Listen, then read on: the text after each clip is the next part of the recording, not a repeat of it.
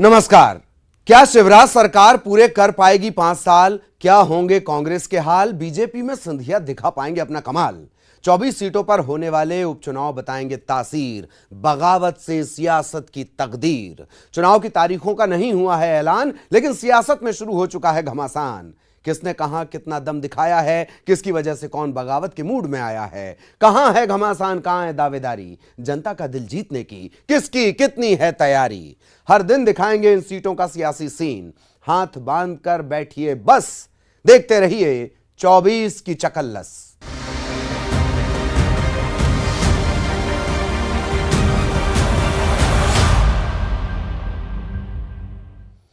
मुरैना में महामारी का मर्ज इस बार सियासी पार्टियों की नींद उड़ा सकता है। मुरैना विधानसभा के वार्ड नंबर 23 में जनता उपचुनाव के बहिष्कार के मूड में है, जहां दीवारों पर चिपके पोस्टर कह रहे हैं अब की बार न वोट देंगे सरकार, नेताओं की नो एंट्री, वोट मांगकर हमें शर्मिंदा ना करें। कैसे कोरोना टाइम में बदल गए मुरैना सीट के चुनावी मुद्दे। आप भी देखिए, नेताओं के लिए बजी है खतरे की घंटी।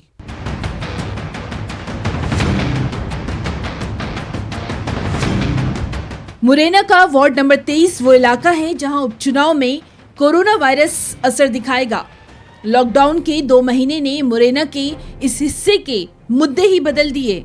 मुमकिन है ये असर मुरैना के दूसरे वार्डों तक भी जाए।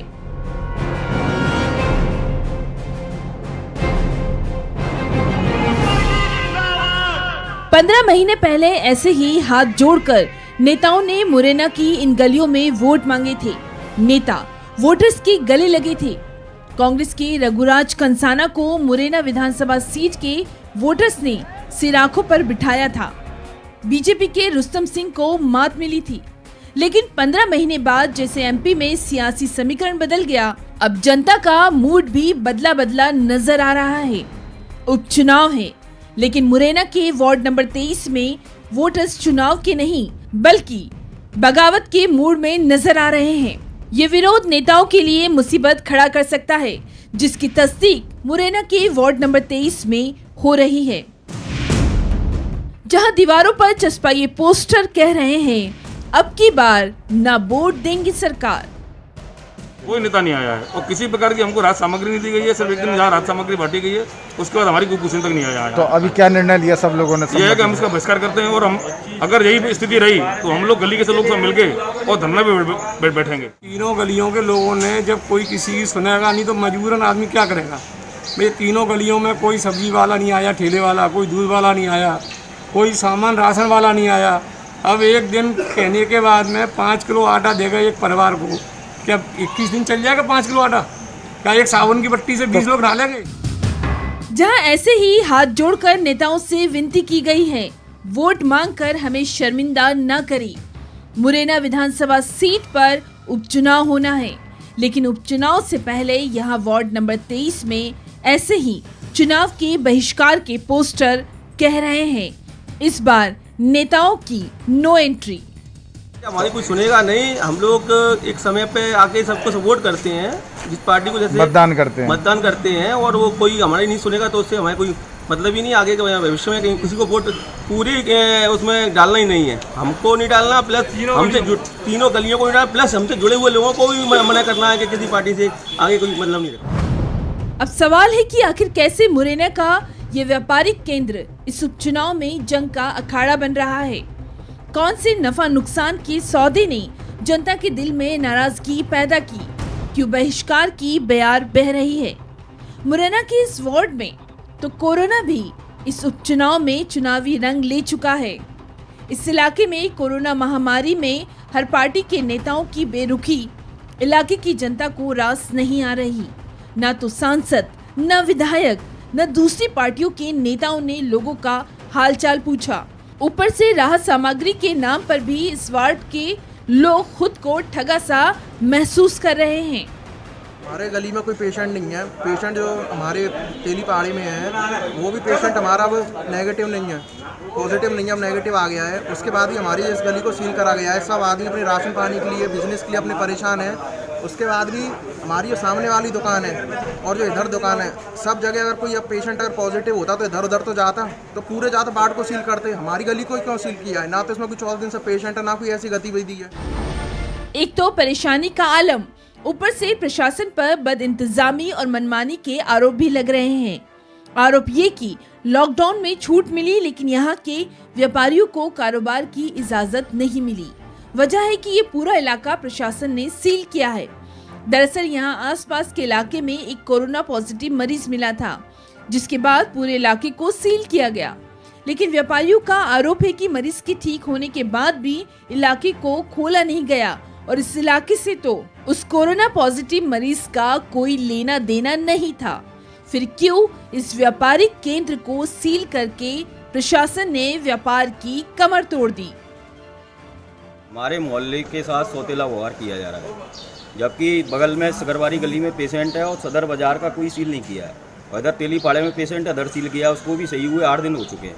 टोटल सौतेला व्यवहार और प्रशासन की कोई पर्सनल एंड्स को निभाया जा रहा है। तो इसलिए हम पूरा चुनाव का बहिष्कार करेंगे। उपचुनाव मतदान क्या करेंगे? मतदान ऐसे मतदान से फायदा क्या है? जब 70 दिन हो गए, जनता शासन सुनता नहीं है, नेता सुनता नहीं है, कोई देखने आता नहीं, मर गए के जिंदे हैं। हम आने वाले आगामी चुनावों का अगर ऐसी अगर कल बाजार नहीं खुला तो इस चुनाव का अपन बहिष्कार करेंगे। सब हम व्यापारी मिले। लॉकडाउन में छूट मिली लेकिन प्रशासन की सख्ती से दुकानों पर ताले ही लटके हैं और इस मामले में भी किसी सांसद, विधायक, नेता ने कोई एक्शन नहीं लिया। तो ऐसे ही दीवारों पर विरोध जताया जा रहा है। आखिर नेताओं की नो एंट्री किसके लिए खतरे की घंटी है? नेताओं के लिए खतरे का अलार्म बज चुका है। मुरैना से दुष्यंत सिकरवार के साथ bureau report, news 18 Madhya Pradesh. Madhya Pradesh की सुर्खी विधानसभा सीट पर भी उपचुनाव होना है। ये विधानसभा क्षेत्र मध्य प्रदेश के खाद्य एवं नागरिक आपूर्ति मंत्री गोविंद सिंह राजपूत का है।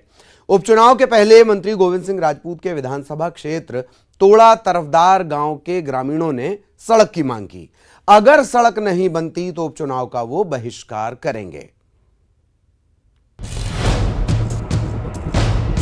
अभी चुनाव की तारीखें भी घोषित नहीं हुई, लेकिन इतना तय है कि सुर्खी विधानसभा सीट से गोविंद सिंह राजपूत ही उम्मीदवार होंगे।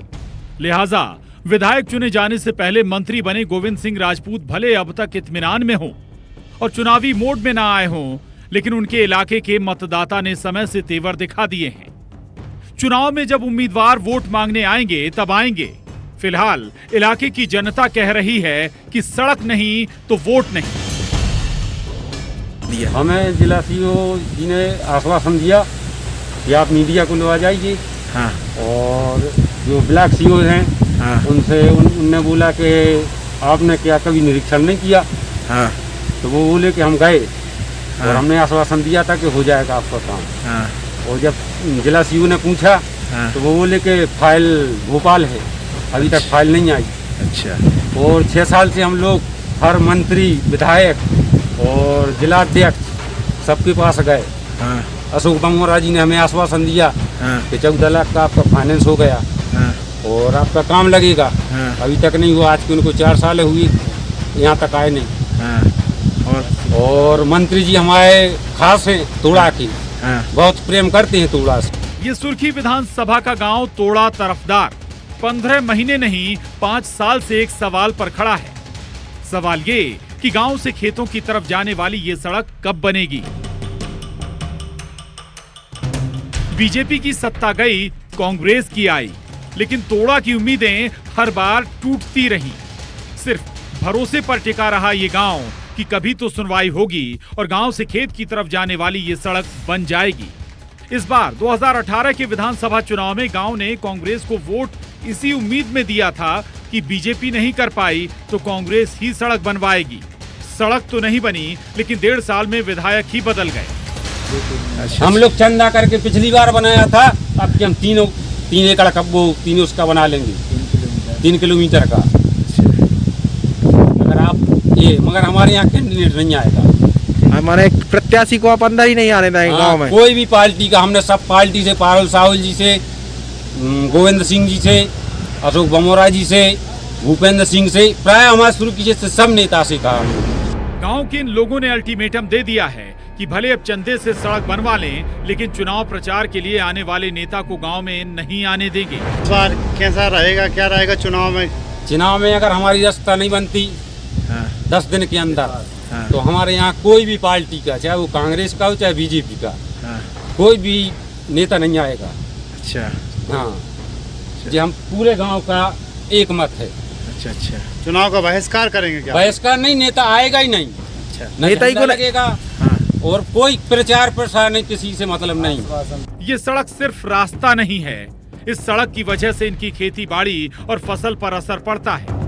सड़क ना होने से गाड़ी खेत तक नहीं जा पाती और फसल मंडी तक नहीं पहुंच पाती।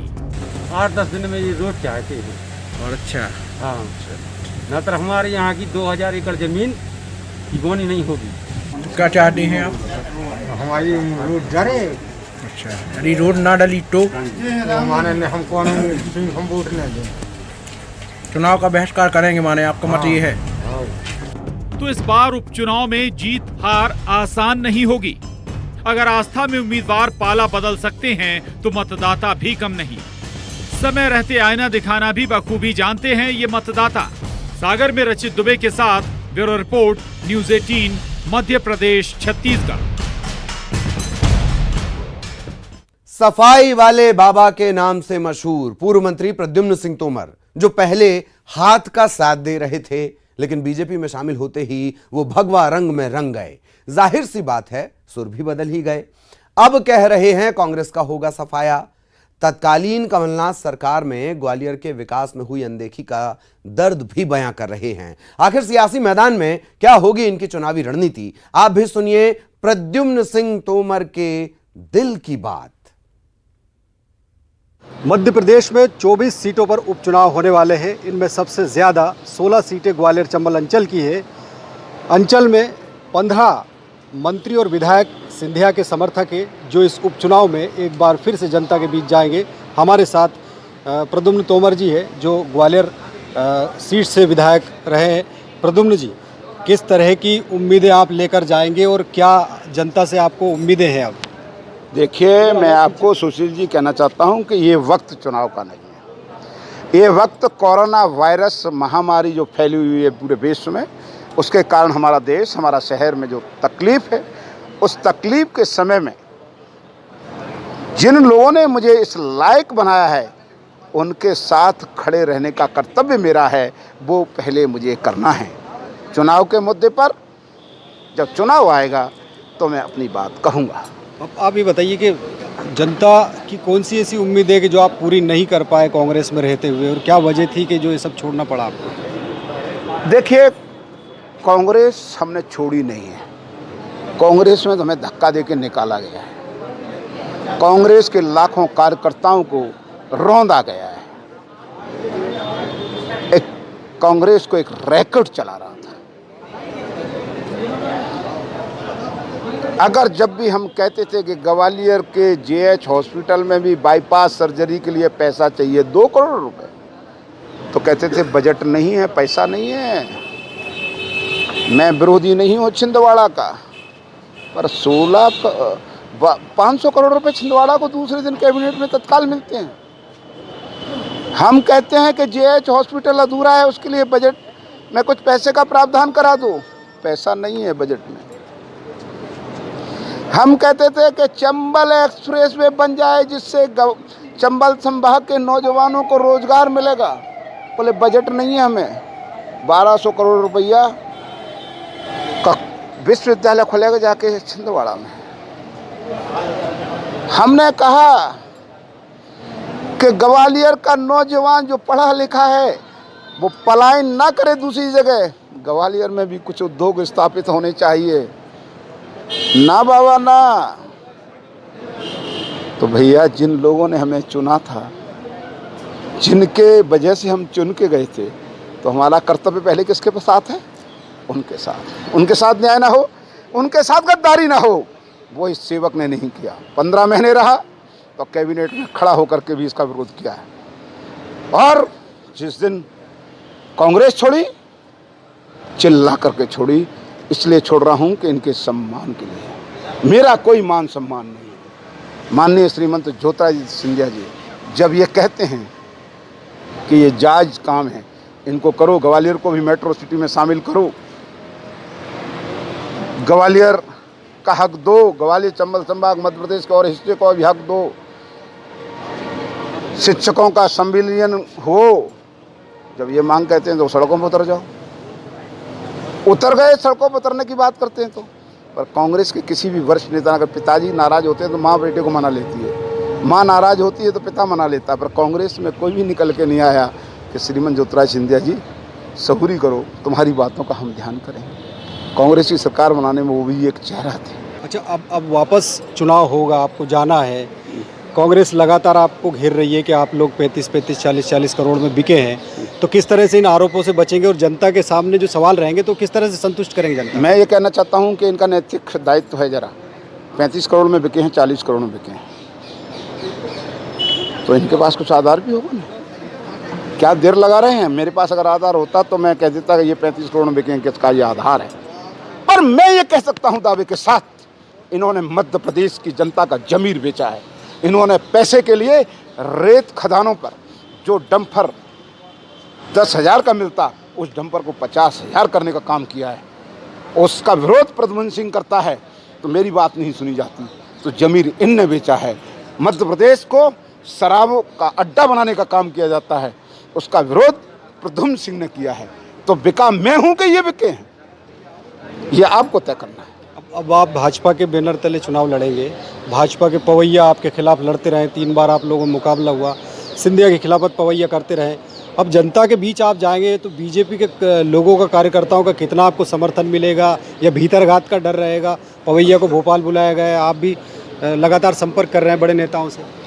देखिए, आदरणीय पवैया जी भारतीय जनता पार्टी के वरिष्ठ नेता हैं, वो चुनाव लड़े, ये निर्णय पार्टी हाईकमान ने किया है।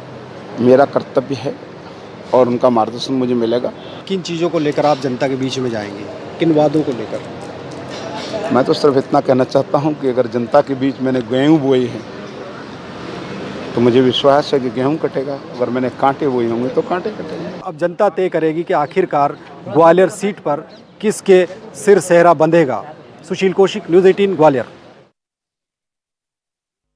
और ठहरिए जरा, कहां चले, अभी असली खबर तो आपको मिली ही नहीं। वो खबर जो कानों कान चलती है, हवा में रफ्तार पकड़ती है, समझाती है जमीनी हाल, छोड़ जाती है कई सवाल। सही पकड़े हैं, चुनावी गॉसिप की बात हो रही है। तारीखें नहीं आई तो क्या, चुनावी चटखारे तो खूब हैं। सुनिए, बुनिए और गुनिए।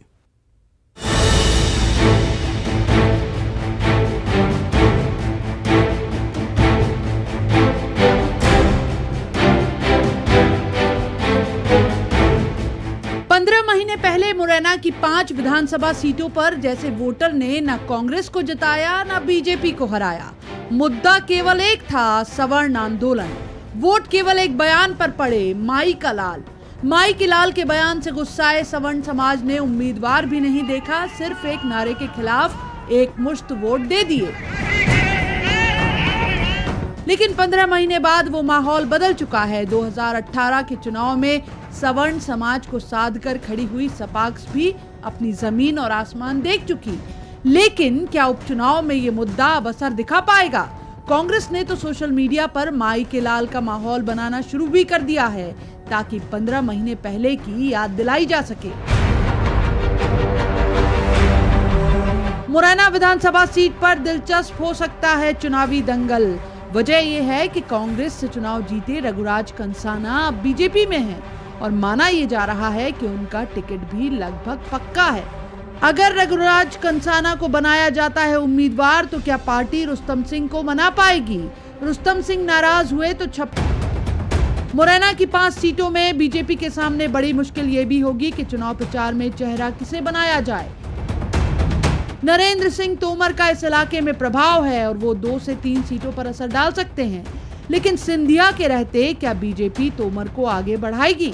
शिवराज सिंह चौहान अगर प्रचार के लिए आगे आते हैं तो कांग्रेस फिर माई के लाल का मुद्दा उठाएगी। बाकी कांग्रेस बीजेपी के मुकाबले मुरैना जिला बीएसपी के लिए भी हमेशा से उपजाऊ जमीन रहा है। उपचुनाव में जौरा, सुमावली, मुरैना, दिमनी, अंबा सबसे ज्यादा विधानसभा सीटों वाले जिले पर ही हैं अब सियासी दलों की निगाहें। Bureau report, news 18 Madhya Pradesh Chhattisgarh.